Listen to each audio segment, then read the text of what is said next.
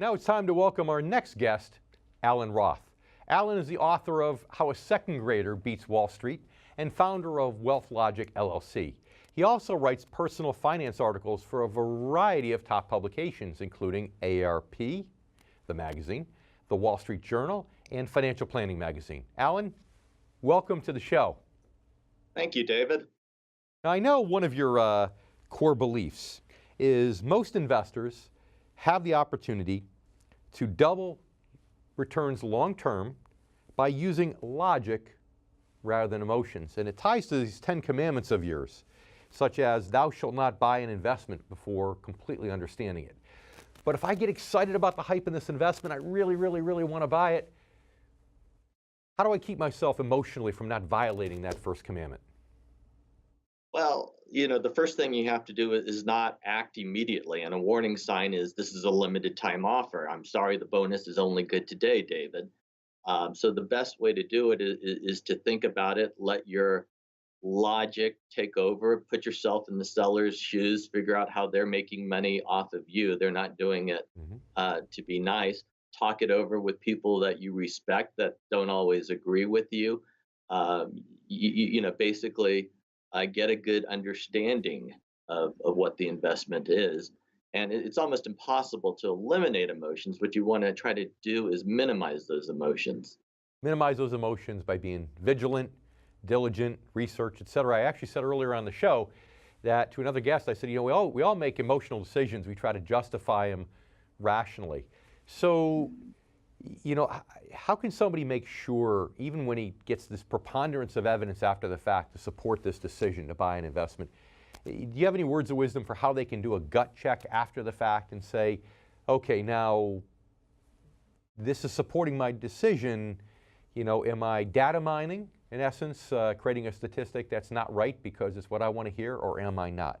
Any other words of wisdom emotionally, how people can do that to be brutally honest with themselves? Yeah, typically once we make a decision, confirmation bias comes into play, and we look for articles that support our decision and avoid those that go the other way. So I would say do the opposite. Try to look for articles of where it could go wrong, and if you can't name at least 3 things that can go wrong with an investment, you're not looking at it clearly. You're not using logic. I like that advice. Look for articles, specifically try to find articles that make the opposite argument. I think that is great advice. And Allan, stay with us if you will. And you stay with us too. We have many more words of wisdom from our new friend, Allan Roth. We'll be right back on The Income Generation.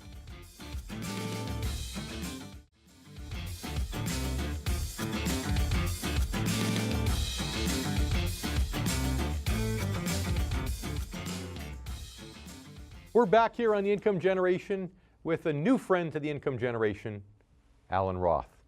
So Allan, I know one of your other core values, should we say core beliefs, is understanding that, we all have mental models, and sometimes we actually create destructive behaviors that hurt us financially. And we get in this rut, and it happens over and over and over again. How do we help protect ourselves from that? Because we all have them in some way, shape, or form, right? Yeah, again, look for evidence. When I get that irresistible urge to buy Apple after it hits $1 trillion market cap, do some thinking. I'm buying it at its absolute all-time high. Is it really the right time to do it? Oftentimes bad stocks make better investment. Mm-hmm. But how about destructive behavior like overspending? Okay, let's say people's parents weren't really frugal and they tend to spend a lot, and today with credit cards and everything, it's even easier. So it's your model, after all, psychologists do say everything goes back to our childhood, right? So that's so deep rooted, and the first step to building a net worth is to spend less so you can save. So any words of wisdom as to what people can do if they suffer from something like that, for example, that's that deep rooted? Yeah, saving is hard. Investing is actually very simple. But saving is hard, and there's a myth that we tend to get our spending habits from our parents, and there's very little correlation there. The best research shows there's a piece of our brain called the insula that causes pain, and some people may have an active insula, and spending money causes pain. So they save, others have an inactive insula. So the best thing to do there is keep track of everything you spend. Try not to use credit cards, or if you're going to use credit cards, write down what you're spending, Mhm. etc. It's pretty much like losing weight. It's not an easy thing to do. You've got to work out more. You've got to eat less.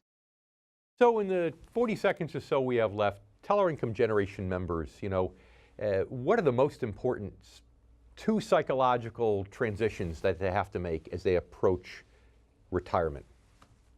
Well, first of all, just understand that people are looking for your money, and the best way to protect your money and to live better in retirement is simply to minimize those expenses and emotions. Don't buy expensive products, annuities, etc., and maximize the diversification and discipline. If you had the worst timing in the world and you bought a total stock index fund on October 9th of '07. That was the day the market peaked when real estate couldn't go down. You'd have made 132% return at this point. Do nothing is often the best thing to do. Mm. Yeah, you're right. I think sometimes people overreacting, it's kind of like being on the highway, switching lanes, trying to get ahead, and you get to the toll booth, and that guy who passed you is now right on the side of you. So thanks for being with us, Allan. I really appreciate your words of wisdom. I'm sure our viewers too. Thank you.